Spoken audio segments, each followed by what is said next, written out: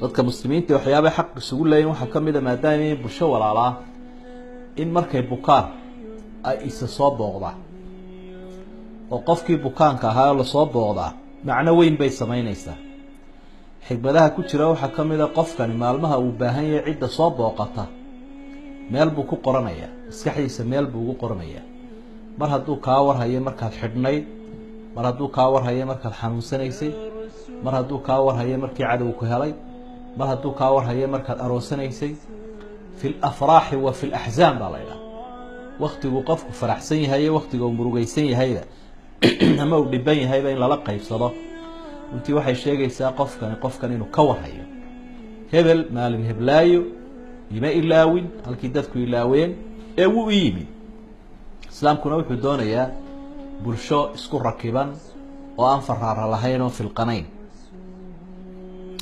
عذر كنا سدي سبا ده الله ينقع عافية هالضنات بلايا ولبا فائدة له لب ولبا أدون كداف له عذر كمركو قفك كل عه إلى هاي قلبي جو صفايا وواحد يسكوك سوني هاي عافماتك قفك بني آدم كوا ضعيف مركو عافمات أولادين مروقيدي سوء يا دكتا صوها يا وحلقة يا ضد بدنين كبرات مركو عافماتك قواه لكن قفكو مركو عذركو كل عه dhulku ogolaanaya edab buu yeelanaya itaalku leeyahay garanaya ilaahay buu soo noqonaya marka cudurrada qalbiga ku dhacay ee kibirku uu kamid yahay cudurrada ilaahay qofka waa kaga caafimaadiya faa'iidooyinkiisa waxa kamid ah dunuubtana inuu ilaahay qofka kaga dhaafo oo dambi kasto qofka ku dhac nabigu kaleey salaatu wasalaam markii uu ka hadlayay wuxuu oran jiray markuu qofka soo booqdo dahuurun insha Allah ilaahay baa ayaa dambiga kaaga nadiifinaya saynu arki doonaa xadiidka soo socota marka faa'iidooyinkaas uu leeyahay oo sidaynu ugu helayno barxada ajriga ayaa wixii balaayo qofka ku dhacana aynu ajri ugu helaynaa sidoo kale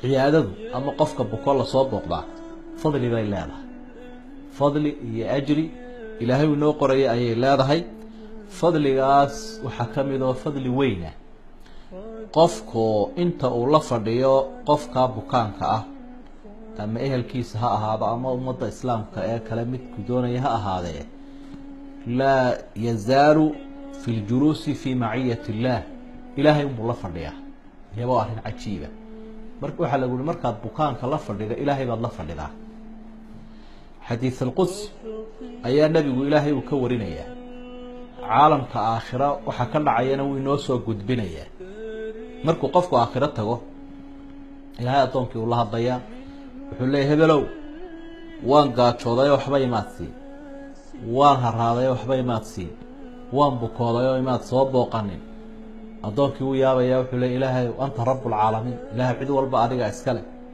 wasidaad u gaajootay wasidaad u haraaday wasidaad u bukootay marka ilaahay wuxuu leeyahay miyaanad ogeyn adoonkaygi hebel inuu cunno u baahday oo cabid u baahday oo aanad waxba siin oo uu bukoodona soo booqan waxaan uga jeednaa qaybta dambe innaka law udtahu lawajadtani inda ilaahay wuxuu leeyahay hadaad hebel oo bukooday ama heblaayo bukootay aad soo booqan lahayd lawajadtani indahu agtiisaad iga heli lahayd marka qofkii bukaanka ahaa qofku intuu la fadhiyo ilaahay buu la fadhiyaa subxaanahu wa tacaala qofka ilaahay la fadhiyaana wehel weyn buu helay malaa'igta ilaahay ayaa u ducaynaya ku saliyaya qofka soo booqanaya qof buka wax bilaa macnaaba inagayna la tahay ama dadka qaar kood baaba u arkaba dadka buka iyo cusbitaalada iyo kuwaas oo soo booqdo inay waqti lumis tahay ee waa qof aan aqoon u lahayn xigmadaha halkan ku jira ee nabigu xusaya calayhi salaatu wasalaam Ali ibn Abi Talib xadiis buu warinaya nin soo booqday kala rasuul wariyaa war ninkan isaga miyaad soo booqato waa soo booqday hadaba xadiis bishaaradan ku sheegaya nabigu waxa uu ma min muslimin يعود مسلما غدوة إلا صلى عليه 70,000 ملك حتى يمسي ما جرى قف مسلمة ولا الكيسي مسلم كإلا وحقوق دي يسكولها يعني ولا الكيسي وبكا صوب وقنا مجرى إلا هطيتها سلعبه وحكو صليها يعني تضوات تنكون ملك هدو الصباح دي بوقضي ilaa galabtii bay ku salleeyaan. hadduu galabtii booqdayna ilaa aroortii bay ku salleeyaan. salliga malaa'igtuna naxariis bay ilaahay weydiinayaan addoonka. malaa'igtuna markay ilaahay wax weydiiyaan wuu aqbalaa, waayo marka horeba waxaan ilaahay ogolayn ma yidhaahdaan kuba tallaabsadaan. arrintaasina waxaa kaloo kusii daray jannana wuu leeyahay qofkaas. xadiidku waa saxiix weeye. waxaad ku heshay salligii malaa'igta, waxaad ku heshay janno. intaasiba waa intaynu doonayno. malaa'igtuna inay noo duceeyaan, ilaahayna aynu janno ka kasbano, aynu ka helno subxaanahu watacaala. qofku marka had iyo jeer uu bukoodo waxa uu gartaa nicmooyinka ilaahay ayaa uu gartaa. caaisha nin u yimido waxa uu ku yidhi waxaan ka cabanayaa xagga qalbigayga oo baryahan dambe qallafay, oo dareenkiibaa igu yar, naxariistii aan dadka u naxariisanayay ama naftayda aan ka naxayay ayaa igu yar. markaasaa waxay ku tidhi qalbigaa qallafay ama cibaado la-aanta iyo aada ka cabanayso iyo khushuuc yaraanta dawadiisaan kuu sheegayaaye cudi lmardaa wattabici iljanaa-is. dadka bukana soo booqo, jinaasadahana raaca.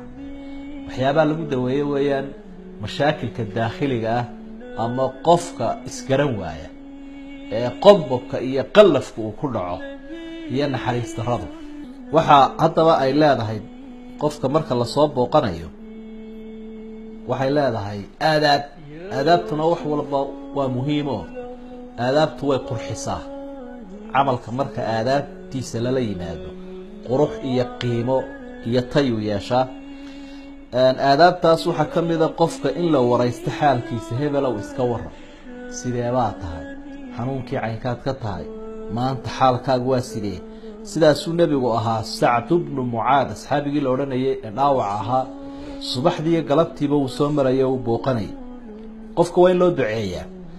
anas ibnu maalik wuxuu yihi rasuulku markuu dadka u galo wuxuu ugu ducaynayay adhib ilba'sa raba annaas ishfi anta shaafi laa shaafiya ilaa anta shifaaan laa yuqaadiru saqaman.